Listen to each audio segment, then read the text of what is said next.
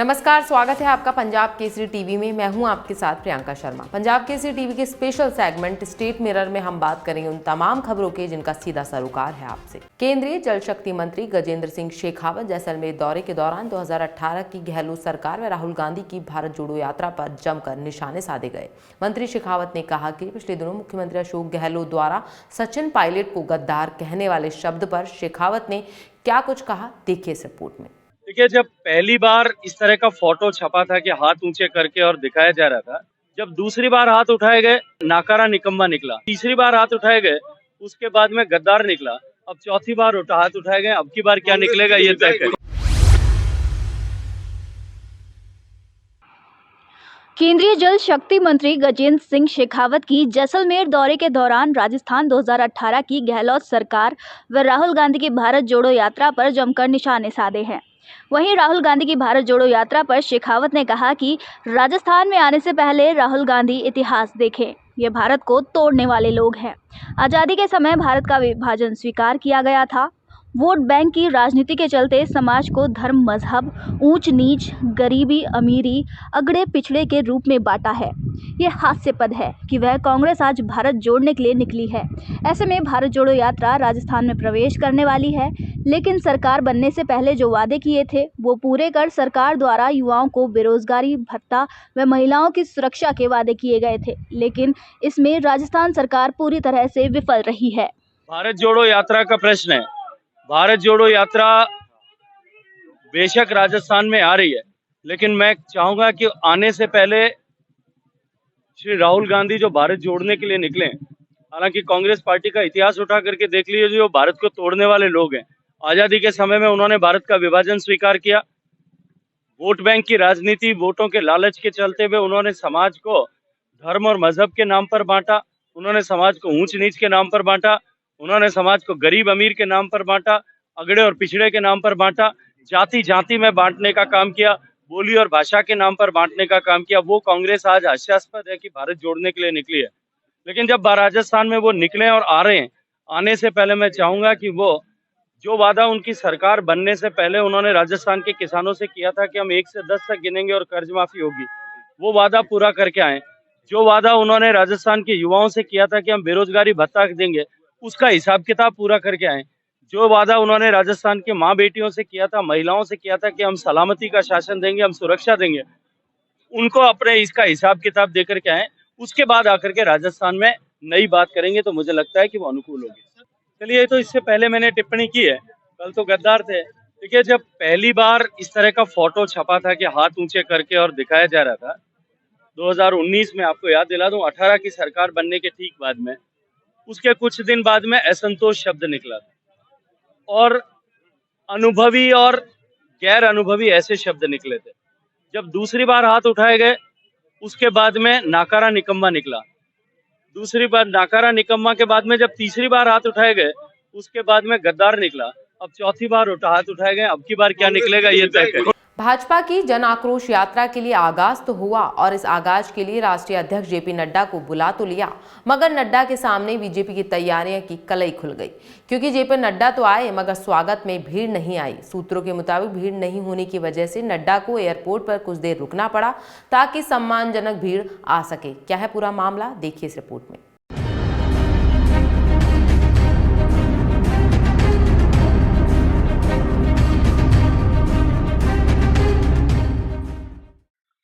भाजपा की जन आक्रोश यात्रा के लिए आगाज राष्ट्रीय अध्यक्ष जेपी नड्डा को बुला तो लिया, मगर नड्डा के सामने बीजेपी की तैयारियों की कलई खुल गई, क्योंकि जेपी नड्डा तो आ गए मगर स्वागत में भीड़ नहीं आई। सूत्रों के मुताबिक भीड़ नहीं होने की वजह से नड्डा को एयरपोर्ट पर कुछ देर रुकना पड़ा ताकि सम्मानजनक भीड़ आ सके। भाजपा के प्रभारी अरुण सिंह ने नेताओं को आड़े हाथ लेते हुए पूछा कि आखिर भाजपा के कार्यकर्ताओं ने सक्रिय होकर काम क्यों नहीं किया। सभा में भीड़ नहीं जुटने से राष्ट्रीय अध्यक्ष जेपी नड्डा की सभा को लेकर कांग्रेस मुद्दा बना रही है। प्रदेश की कांग्रेस सरकार के खिलाफ अब तक के सबसे बड़े आंदोलन की शुरुआत ही खराब रही, और वो भी जयपुर से। पिछले 1-2 दशक में ऐसा पहली बार हुआ है जब भाजपा का कोई राष्ट्रीय अध्यक्ष जयपुर आया हो और उनकी सभा में कुर्सियां खाली रह जाएं। प्रभारी अरुण सिंह और प्रदेश अध्यक्ष डॉक्टर सतीश पूनिया ने भाजपा के शहर अध्यक्ष राघव शर्मा को अपनी नाराजगी भी जाहिर कर दी है। नाराजगी शर्मा से आगे 3 विधायकों कालीचरण शराफ, नरपत सिंह राजवी और अशोक लाहौटी तक भी पहुंची। सूत्रों का कहना है कि इन सभा में कार्यकर्ताओं और आम लोगों को लाने की जिम्मेदारी शहर अध्यक्ष शर्मा के अलावा इन्हीं तीनों विधायकों के पास थी। अब हो सकता है कि सरदार शहर उपचुनाव निपटने के बाद इनको लेकर इन नेताओं को नोटिस भी दिया जाए। मालवीय नगर से विधायक कालीचरण शराफ ने बताया कि शहर भाजपा संगठन ही सभा की जिम्मेदारी संभाल रहा था। ऐसे में वो ही बता सकते हैं कि सभा स्थल पर लोग बड़ी संख्या में क्यों नहीं जुटे। भाजपा के शहर अध्यक्ष राघव शर्मा ने बताया कि कार्यक्रम गुरुवार को था, वर्किंग दिवस था, ऐसे में लोगों को जुटाना थोड़ा मुश्किल हो रहा था। कुछ हमारे बीच कम्युनिकेशन गैप कार्यक्रम के समय को लेकर हो गया। कार्यक्रम भीड़ भरे ट्रैफिक वाले इलाके में था। हम सुबह 10:30 बजे से दोपहर 12 बजे के बीच कार्यक्रम की टाइमिंग को लेकर थोड़े कंफ्यूज रहे, इसलिए कम संख्या में ही कार्यकर्ता को जुटा सके। दशहरा मैदान में जब नड्डा की सभा होनी थी तो राष्ट्रीय अध्यक्ष तय समय अनुसार जयपुर एयरपोर्ट पहुंच गए थे, लेकिन उनको सभा स्थल पर नहीं लाया गया क्योंकि उस समय तक सभा स्थल पर लोग नहीं जुटे थे। ऐसे में नड्डा को एयरपोर्ट पर ही वीआईपी लाउंज में रखा गया। उनके साथ प्रदेश अध्यक्ष डॉक्टर सतीश पूनिया और पूर्व सीएम वसुंधरा राजे भी मौजूद थे। नड्डा अगर उसी वक्त सभा स्थल पर पहुंच जाते तो शायद पूरा सभा स्थल ही खाली नजर आता। वह जब एयरपोर्ट पर रुके तो भाजपा नेताओं ने इधर उधर फोन कर लोगों को दशहरा मैदान में पहुंचने को कहा। सभा स्थल पर 1-1.5 घंटे बाद थोड़े बहुत लोग पहुंचना शुरू हुए और जेपी नड्डा को एयरपोर्ट से सभा स्थल पर लाया गया। हालांकि कार्यक्रम शुरू होने के बाद भी बहुत देर तक वो मैदान पूरा नहीं भर सका।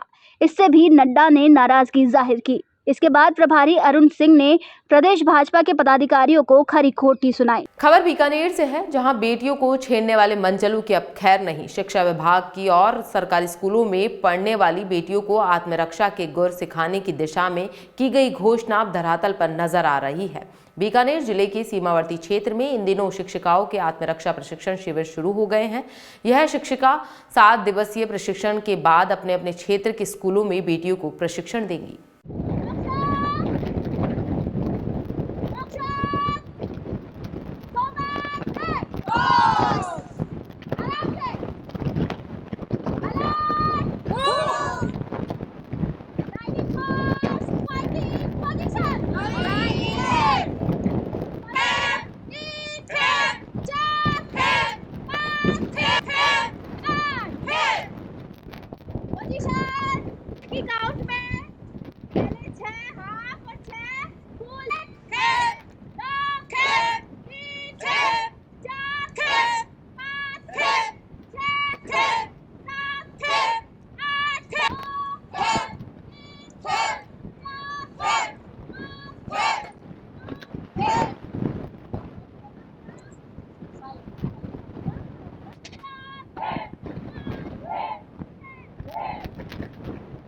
और अपने खुद के बचाव के लिए बच्चों को ये ट्रेनिंग देना बहुत जरूरी है।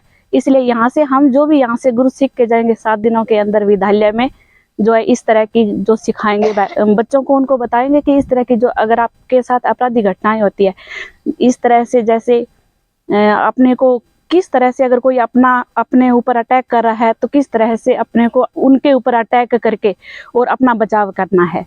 इसलिए ये वर्तमान समय में इस स्थिति को देखते हुए बहुत ही जरूरी हो गया है कि हमें इस तरह की ट्रेनिंग दी जाए। यह सेल्फ डिफेंस ट्रेनिंग है जो 7 दिन की है और इसमें हम सिखाते हैं कि टीचर्स को, लेडीज़ को बताते हैं कि आप स्कूल में जाके कैसे बालिकाओं को अपनी खुद की रक्षा कैसे कर सकते हैं, उसकी ट्रेनिंग देते हैं जो 7 दिन की है। उसमें यहाँ से वो सीख के जाते हैं और यहाँ से जो सीख के जाते हैं वो अपने स्कूल में बालिकाओं को सिखाते हैं, जैसे स्वयं की रक्षा कैसे करनी है।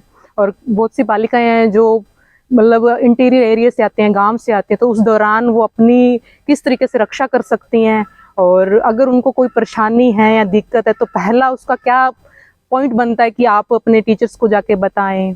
तो ये सेल्फ डिफेंस ट्रेनिंग में हम ये बताते हैं कि पहले बच्चियों को आप ये सिखाएं कि आप अपनी स्वयं की रक्षा कैसे कर सकते हैं। सेकंड है कि आप बोलना सीखें, आपके अंदर कॉन्फिडेंस हो कि आप अपनी बात को टीचर्स को बताएं। इसलिए हम यहाँ 7 डे का कैंप लगाते हैं और उसमें हमें इन्हें आउटडोर इंडोर दोनों ही तरीके की ट्रेनिंग देते हैं। खबर झालावाड़ जिले से है, जहां राहुल गांधी की पदयात्रा रविवार शाम को एमपी से प्रवेश करेगी। यात्रा के चलते पहले दिन दोपहर करीब 2:45 बजे पूर्व उप मुख्यमंत्री सचिन पायलट शहर के हाईवे पर स्थित पीसीसी सदस्य शैलेंद्र यादव के कार्यालय पर पहुंचे। यहां सचिन पायलट का उनकी फोटो लगी विशेष दिखने वाली टी-शर्ट पहने बालिकाओं और कार्यकर्ताओं ने उनका स्वागत किया।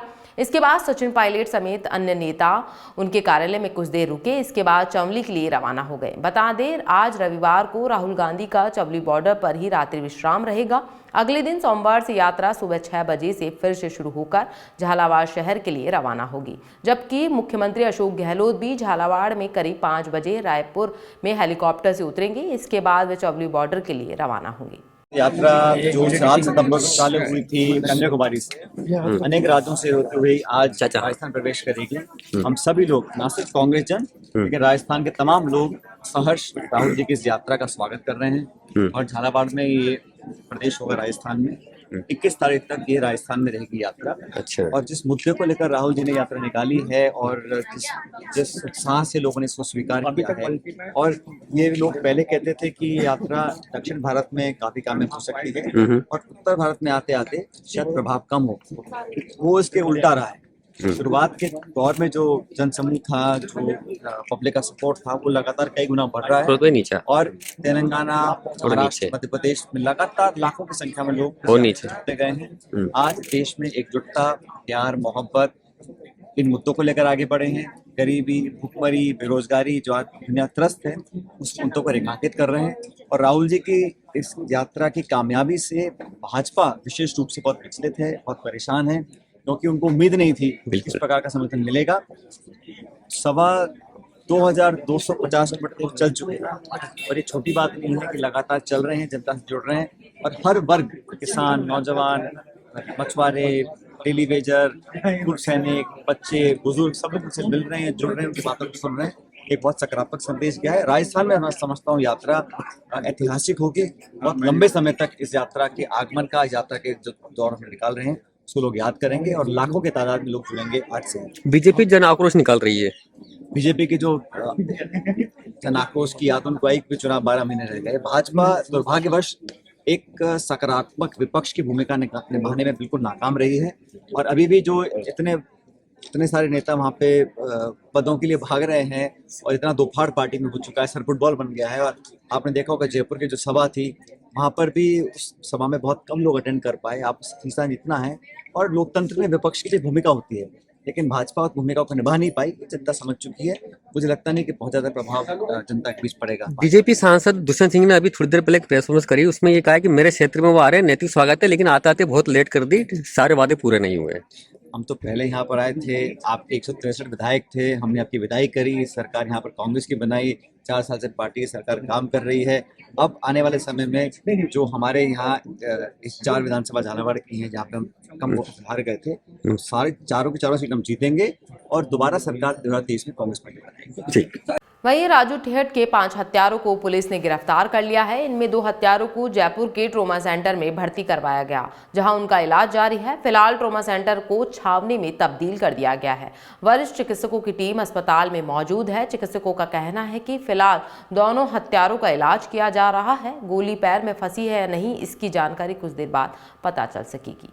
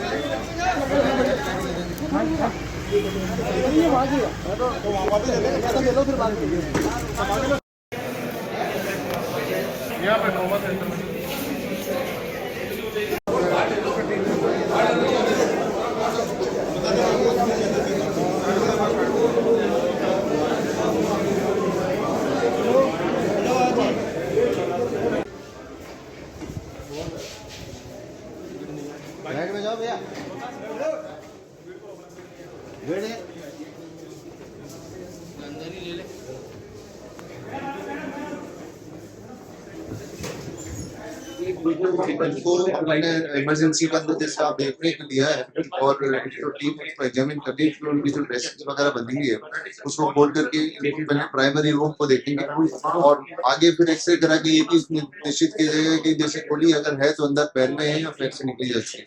फिलहाल दोनों जो हमारे पास लाए गए हैं दोनों की वाइटल स्टेबल है, उसमें तो पूरी स्थिति अपन जब जांच करेंगे एक्सरे करेंगे उसके बाद ही निश्चित हो पाएगी क्या करना है। हमारे यहाँ पे सर्जन भी आ चुके हैं और पुलिस वाले भी हैं और मीडिया वाला NSA वाला स्टाफ भी है और ये सब चीजें हम देख करके फिर आगे की सर एक सुरक्षा बहुत बड़ी है। हाँ बिल्कुल, इसके लिए अलग अलग सेपरेट वार्ड जिसमें सिक्योरिटी पूरी हो उसकी व्यवस्था की गई जिसमें बाकी मरीजों को उनसे अलग कर। फिलहाल बुलेटिन में इतना ही। देश प्रदेश की तमाम खबरों को जानने के लिए बने रहिए पंजाब केसरी टीवी के साथ। नमस्कार।